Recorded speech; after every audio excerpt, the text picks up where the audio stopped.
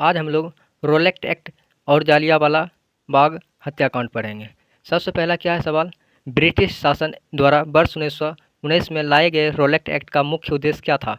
क्रांतिकारियों का दमन। नेक्स्ट है क्या, भारत में बढ़ रही क्रांतिकारी गतिविधियों के दमन के लिए सरकार ने वर्ष 1917 ईस्वी में न्यायाधीश सिडनी रोलेक्ट के अध्यक्षता में एक समिति गठित की।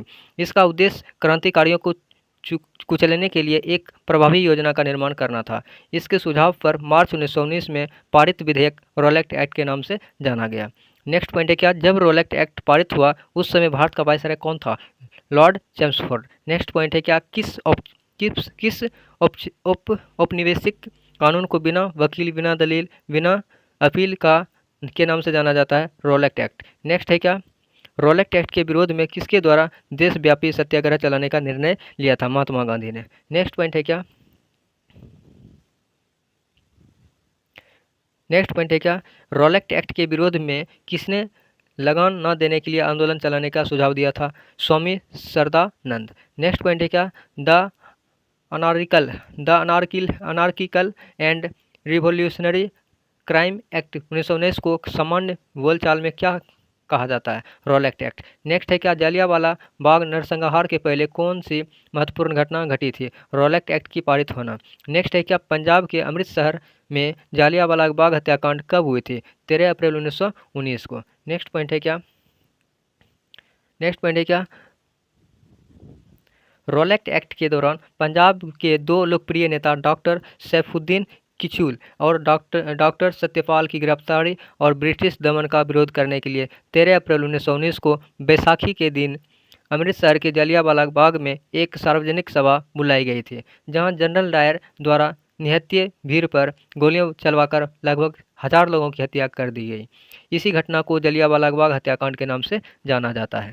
नेक्स्ट पॉइंट है क्या, जालियांवाला बाग हत्याकांड के बाद किस विख्यात व्यक्ति ने ब्रिटिश सरकार द्वारा प्रदान की गई नाइट की उपाधि को वापस लौटा दिया था? रविंद्रनाथ टैगोर ने। नेक्स्ट पॉइंट है क्या, जालियांवाला बाग हत्याकांड के विरोध में वायसराय की कार्यकारिणी परिषद की सदस्यता से किसने इस्तीफा दे दिया था? के शंकरन नायर ने। नेक्स्ट पॉइंट है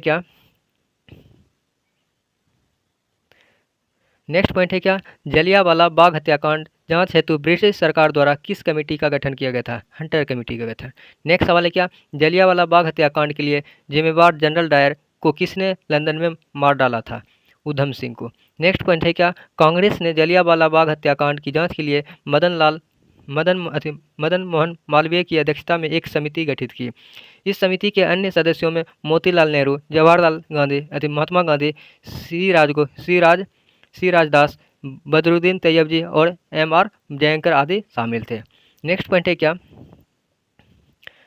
है क्या, स्वतंत्रता संग्राम की प्रमुख घटना।